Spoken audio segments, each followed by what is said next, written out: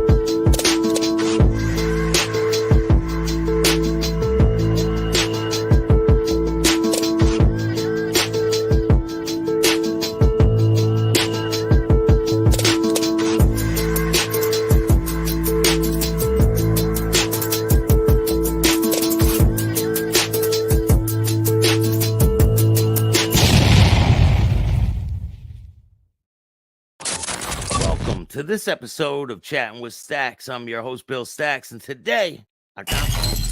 He didn't even get out of the truck. That is wild. And I swear to God, bro, that really, really, like, made me think, is this really what I want, you know? And it was just, like, stupid little shit, like, all this, like, last-minute crap, you know? Well, how much does it cost to get in a club, you know? And then they're like, oh, nothing, you know? Nothing. And I'm already prospecting, like, 8-9 months. They tell us, oh, we got a clubhouse tax. You got to pay so much of money, which was it was a lot. You know, I don't want to give the figure out, but it was a lot. Yeah. They go, you got to pay that before you brought up for your patch. I was thinking, why did you tell me that fucking 8 months ago? I could have been saving money. Yeah. Now in 12 months, you're eligible for a vote. I'm thinking, how am I going to be eligible? I have to pay that money. So I was getting it together. And that's why I did 14 months. Plus, you know, I was like at the house for like 3 weeks. I couldn't walk, do anything. I had a broken pelvis. Yeah. So you get into the accident. What happens next? Right. So they put. I didn't have to come to the clubhouse because, you know, I mean, I was pretty messed up, bro. I couldn't even sit on a toilet. Yeah, but you didn't even have your patch anymore, right? No. I just had a rocker then when that happened. So what they did is they just kind of like on a loan on your house, Staxx, they just put it at the end. You know what I mean? Hey, you want to borrow some money? We're going to put it at the end. And I was like, at first, I was kind of hoping like I got like a free month out of this, you know, laying around. But I didn't, bro. They put it on the end. Yeah. So, and then when the end came, he told me I wasn't cutting it. And, it was crazy. And then I tried to come back after a year, and he told me, he says, you know, him and I didn't have a problem after that because we talk. Him and I would talk cordially, just like you and I are. And he just said, man, Charlie goes, this one of the guys in the charter, he's got an issue with you or something, and he don't want you back. And it's got to be unanimous to get voted back in, you know. And I said, well, man, let me go in the backyard with this guy, you know, mix it up. And he goes, I can't let you pound the shit out of this guy. He's a member. And I was like, oh, okay, man. So we played this game, bro, where like I'd see them and they would just nod their heads to me. And, you know, and deep down inside it bothered me because I was like, man, I want to be one of you guys so bad, you know, and I got like, so I got a lot of shit done on my house and so I never got to finish it. And I was falling behind on my house payments because believe me, bro, when they tell you it's your family, the job, and in the club, it's bullshit. It's the club, your family, and piss on your job, you know? Club comes first. Right. And I lost 4 jobs. Staxx. No bullshit. In the first year, I was kind of, hey, man, I got to let you go. You missed too much work because they tell you we're leaving Friday morning for Chicago. We're leaving for San Francisco, you know, on the bikes, man. So, you know, we're blasting off. Just to give you an example, I had when I crashed my bike, it was brand new. When they took it to the Harley dealer, they said, man, you changed the speedometer on this thing? for May, June, July, August 28th. I had 19,000 miles on it. Wow.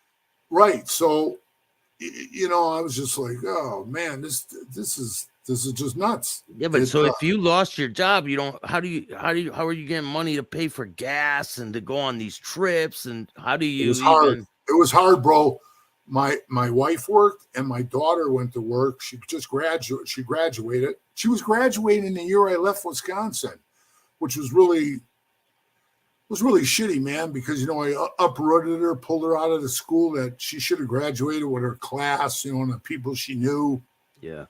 But I pulled her out of there and I took her to Minnesota. So she went to a school there for like the last 3-4 months, whatever it was, and she got her diploma. And then she went to work over where my wife was working at the time, my ex-wife, and they worked together. So actually they're making the money to make the house payments. And when I could work, I work, you know what I mean? And then I lose a job and I go try to find another one. It was crazy. Not until they threw me out. That when I get back to the time I told you they let me go, I took that huge shit, man, walked out the door like, man, I'm done with this. I was relieved. I went back, I worked on my house, I finished it, I poured the concrete steps, I did everything that you can imagine, caught up my house payments, got a job, and I kept the goddamn job, And I worked there for 3 years or something like that. And every year I couldn't come back because that one guy hated me. And then that one guy got in a bad bike accident and he had some head injuries to him, and they let him go. And when they let him go, I figured, oh, well, now he's gone, But I didn't want to go knocking on the door. And, the day after, right? Yeah, right. And hey, so I didn't go around, Staxx. I really didn't jump on that wagon. And I was in Sturgis. I had my own motorcycle shop for 19 years. And Pat came out there and one of his bikes was messed up. So we brought it to the shop and my mechanics worked on it. And he said, hey, come on over to the campgrounds where I'm at. He had a big motor bus, And he said, come over, he said, let's rap. You and me, let's talk. So we went over. It was a good talk, We had a good talk. And he said, I want you to come back, PeeWee. Come on back. And I said, okay. And he said, so when we get back and we have church, we'll have you come to church, and then you can stand up in front of everybody and tell them your intentions, I said, okay. Well, in the meantime, before that even happened, Staxx, because I was getting that runaround, I was still running around, going down to Chicago, hanging out with Mel Chansey all the time.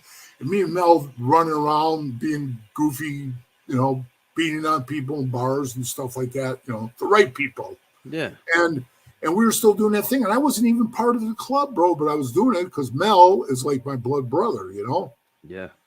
Like the blood brother, because he's really close to me. We talk every day. He just hit me up today. I'm going to go visit him.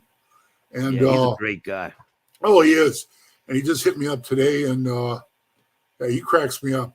So Mel was trying to, he was trying to get me to go to Chicago, to come there, transfer there. But you always got to go back to where you start to get permission to go somewhere else. So I still had to go in front of that room. You know what I mean? Yeah. In the meantime, Mel catches a case. They send him to prison. So that kind of dropped the bucket right there. You know what I mean? Those other guys wouldn't have fought for me like Mel would have. And I was like, now what? And then I ran into one of the Frisco guys, and I always got along great with Frisco, San Francisco. Yeah. And they were like, why don't you come out here, man? I says, yeah. I was worried about, was I going to make it out there? Or because, the cost of living is like living in New York.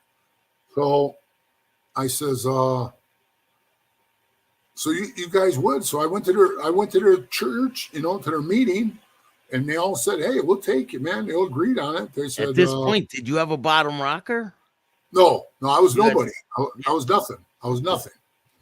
So I said, okay. I said, let me go to this meeting thing with Pat, and I'll tell him that I want to move on and moved from Minnesota to San Francisco. And it was kind of a weird thing, Staxx, because I showed up that Thursday for their church, and we're waiting. No Pat. He never shows up. So they come on, they tell me, hey, Pat's not here. You don't feel good. So we're just going to go hanging out and hit some, some titty bars and stuff. So you want to go with us, you can. But other than that, it's best if you just come back next week. I'm thinking, okay. So in the meantime, Ralph already quit. The big guy I told you about? Yeah. Ralph, he already quit. He did like 5 years and he quit. And that's within 94, 95, 96, 97, 98. So this is like 1999, actually. So he, I went over to his house and I said, man, what do you think is going on? He told me, listen, dude, Pat's going to screw you some way. Get the hell out of there. And I said, man, I'm trying to save us some money. I got to take this trip. I had a cargo van. I put my motorcycle in and all my shit. And it sounds pretty selfish of me, and it was. My 2 kids were there, and my ex-wife at the time. She was my wife at that time, but I told them, hey, I'm going to go to Frisco. I'm going to do this thing. Let me do it on my own because it was too hard with the family. And she was taking care of the household pretty much on her own, Yeah. I think back on it now, what a huge mistake it was. And I shouldn't have done it because it mentally really, really fucked up her head, man. Bad. It did. I didn't know, she had like a nervous breakdown on it. And it was just me being selfish, man. I didn't think about anybody else. It was just like, man, I'm going to be a Hell's Angel. And then later I seen the consequences of how bad it was. And it was a downfall in my life at that time. But, when I got to Frisco, well, first of all, let me get back to telling you. So the next, Ralph says, get out of here, man. And he hands me $2,000. I said, what's this for? And he goes, here. I says, oh, I don't know. I could pay you back. He goes, I don't want you to pay me. I'm giving it to you. Get out of here. He was going to give me this big gold bracelet, but naturally, not even handcuffs fit my wrist, I got some big wrist. Yeah. So here, just take the $2,000 and go to California and live your dream. Do what you want to do, PeeWee. Live out your dream. And if it ain't what you want, then, you always know that you did it. And I said, okay, man. So the next week comes, I go to church again. You believe this, bro? Pat doesn't show again. Yeah, again. Is this the time he's cooperating? No. He wasn't cooperating then. And then I thought, son of a bitch. But they called me in the room anyway, so that was good. And I went in the room and they said, you want to come back? And I said, yeah, it was like in October. And they said, when do you want to start? I said, how about the first of the year, a fresh start, And they said, all right. And I said, but I want to transfer. I want to go to Frisco. And they just were like, what? A couple of the guys in the back were like this. Hey, you got a place for me to stay when I come there, right? I said, you got it, man. So they go, we got to think about this. We're going to call Frisco right now and ask them. So they call Frisco, and Frisco goes, hell yeah, we want them. We're taking them. So he goes, I got to call Pat, ask Pat. He asked Pat. Pat says, let him go. So it was off to San Francisco I went, And my son at the time, Brad, he rode with me in the van, and it was sad. I had to put him on the plane to fly him back. And the saddest part about it was like, the way I put it in my book, Staxx, I put it like, putting him on the plane, flying back, it was like sending the last personal thing of mine, of my family away. It was like, go, And that's how I felt, man. I could feel that, man. My heart was broke, and I put him on a plane. He flew back, and then I started doing they made me hang around for like 2 months, 3 months, 2 months, I think it was. Before you got your prospect patch. Right. Then I got my prospect patch. And And then, you know, when I made member there, it meant a lot because they're the second charter ever of Hell's Angels, you know. So that's a big deal, bro. You know, Yeah. like you're like history right there. What one was one of the first ones? San Bernardino, Purdue. Yeah, They were first, and then Frisco, and that's why you've seen all the Purdue guys and the Frisco guys on the stage in Altamont. You know. Yeah. So, yeah, the night they called me in, it was pretty cool. You know, they called me up into the room and they had me like a little flustered, bro. You know, I'm standing there, and you always got to watch what you say, man, because you know sometimes you slip of the tongue, say something stupid, man, and boom, you're gone. And so I got up there, and I thought I was getting like reamed out for something or something I did. And I came up there, and they were yelling about something, and it's so long ago that I really, honest to God, I can't remember exactly what it was about. And they were yelling, and one guy stands up, and it was Tony, he's out of the club now, but I'm still great friends with him. He's still my brother, you know. And we talk, and Tony says to me, "Hey, what would you have told that guy?" They were talking about me talking to this other guy that they sent down the road, and they didn't want me to talk to him. And he goes, "What could you say to that guy that you shouldn't have? You know, being a Hell's Angel."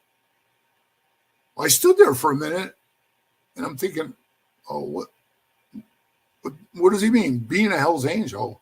Oh, maybe he's thinking, or he's saying to me, like if you were one, right? Yeah. Right. Or when I become one. So that's what I'm thinking. I said, well, you know, and I was kind of like dumbfounded. I was like, you know, trying to think of how to say it. And he looks at me again, real serious, and he goes, "You're a Hell's Angel. What the hell would you say?" And I looked at him again like, the fuck are you saying, man? And all of a sudden he reaches behind me, pulls out a patch, shoves it in my face, and he goes, "Congratulations, now you're in," you know? And it felt like, you know, like almost like winning state championship wrestling again, you know? Yeah. I was like, yeah. And it was funny, bro, because the guy who gave me the vest to put on, he was a big guy, but he wasn't as big as me, you know? I got a big 60-inch chest, you know? So I go to put on his vest, and it's like up about here. You know, I couldn't put it together unless I had like straps, but it was right here. Bro, I didn't give a shit. I was doing a fat guy in a little coat, you know. I was just happy I was one. And they're like, "Come on, we're going to go party." So we all jumped on the bikes, and we went down to the Cats Club, which is like a famous club in San Francisco. We went down there, and we partied there all night, and shit, I think I left there about 4:00 in the morning or some shit like that. And then we went to the clubhouse, and I lived in the back of the clubhouse. I had an apartment in the back, so I didn't have far to go, you know? Yeah. But yeah, it was a pretty cool feeling. And to make you laugh, on one of the things, there was a brother from Long Island, big guy. And they call him Big Rod, right? He was as big as me, bro. Just from, I guess, like California lingo, you know, where you all, hey, bro. We're always saying bro. So he came there for a funeral, and I was a prospect. I had to drive him to this funeral. And I get out of the van. I said, "Hey, bro, you want anything to drink or eat?" And he goes, "Hey, quit calling me fucking bro. I ain't your bro." And I said, "Well, it's just the way I talk, man." And he goes, "Well, you ain't a member and you ain't my bro, so don't call me that." So yeah, so we go to do something else, and I walked over, and I remember when we got there, he was still sitting like in the van, but everybody's like jumping out and going to the you know, up to where the casket was and everything. It was a funeral we were going to, and this guy got killed on a motorcycle, another member, and I walked over to the van and I said, "Hey, bro." Everybody's walking up there. He goes, "I told you not to call me bro." and I was thinking to myself, well, me and this big boy got to fight. We're going to fight, you know, but that's just the way it is. I wasn't doing it disrespectfully. It's just the way I talk. Yeah. So I'm at the clubhouse. You're going to die, man. I just made member, right? The phone rings. I pick it up. Frisco. And that's how they always answer the phones, whatever state they were, right? Or charter. So I pick up the phone. I go, Frisco. He goes, yeah, this is Big Rod from Long Island. I'm calling up there. I need to talk to someone. And I forget who he asked to talk to. And I said, this is PeeWee, bro. He goes, hey. And I go, hey, before you start bitching, I made member yesterday, or tonight. That's what it was, which was the next day, actually. But I said, I made member last night. And he goes, oh, congratulations, brother. The guy was a trip, man. That's fun. Yeah, and then him and I got along great after that. But yeah, he wasn't on the bro thing, But yeah, I used to do like stupid shit. I'm only laughing, bro, because now I think back on it. Some of the shit was pretty funny. They have another guy. His name was Stevie. He got kicked out of the club, and he was a real dickhead, And he came to Frisco, and he got a big tattoo on his forearm. I can't remember what the fuck it was, but one of the friends of Frisco, a big bodybuilder guy, comes walking over, and here we go again with that California lingo, okay? And he walks over and he goes, hey, man, did you see my new tattoo? And he shows it to him. And I'm standing on the other side of him. And he looks at Stevie's arm, and Stevie's a member. He was from Indiana. And he looks at his arm, and the dude goes, that thing's fucking sick. He walks away. And Stevie starts doing this. Like, what the hell did he mean by that? Because he went, that's sick. And he walked away. And I said, yeah, that just means, it just means it's like sick. It's badass, man, It's cool. He digs your tattoo, And he goes, you guys got like weird lingo up here in California.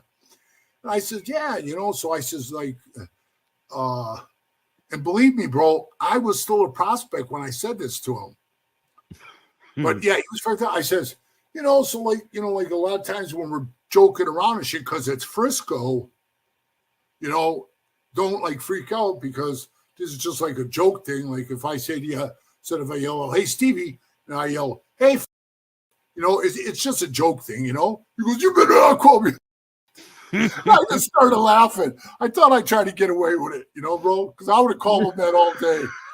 How much of a difference was it hanging out up in Minneapolis compared to day and night, bro, day and night. They're like, I wouldn't get like no 45-minute lectures about stocking a cooler full of beer or anything like that. Matter of fact, it was funny. They were saying, hey, man, our cooler's taking a shit. And we had like a small cooler. It was like the size of a refrigerator, and we're stacking that in there. We had a huge clubhouse. It was huge, bro. It was a classic clubhouse. It had members' bikes in the walls, embedded in the walls, like in shrines, with all their stuff around it. It was really cool, bro. I mean, it would almost be like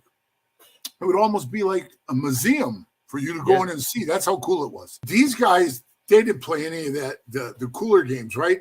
So getting back to the cooler, they said, hey, PeeWee, man, our cooler's taking a shit. If you see one cheap or something, let us know, because we're going to have to buy a new cooler or some shit.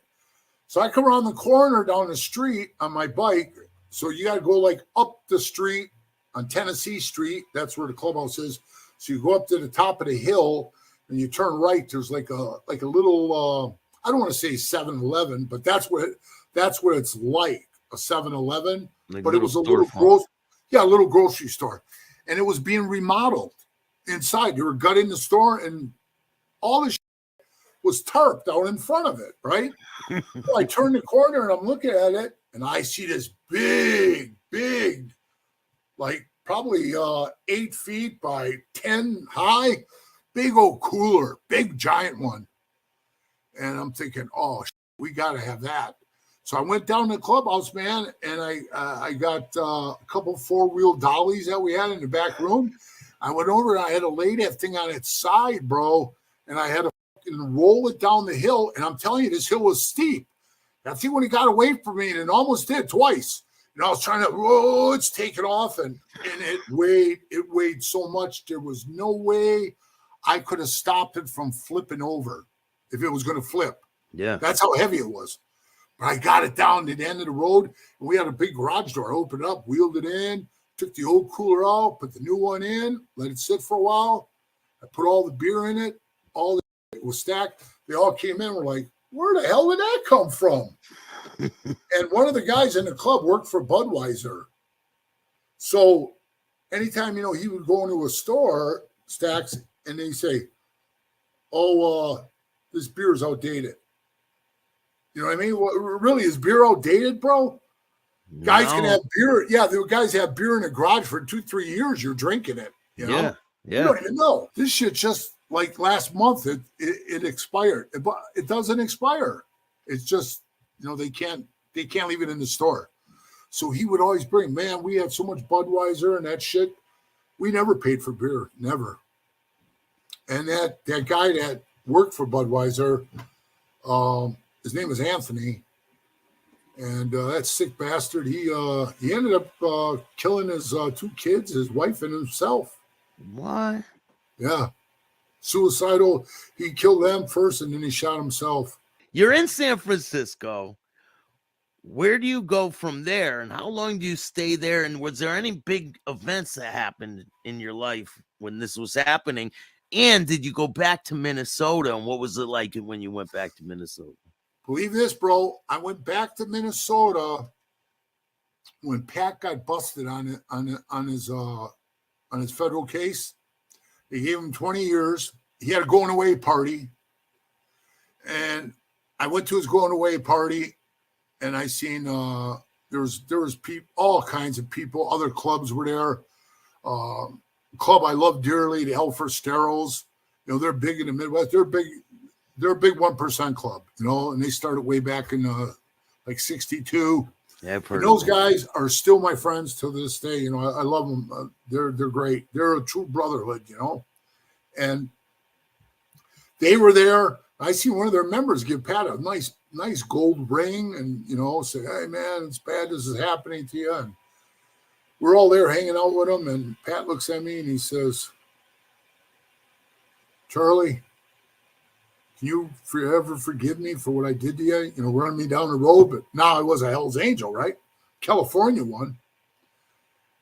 And I said, well, Pat, I already forgave you because I came to your going away party. Obviously, I'm not holding a grudge. I wouldn't have came.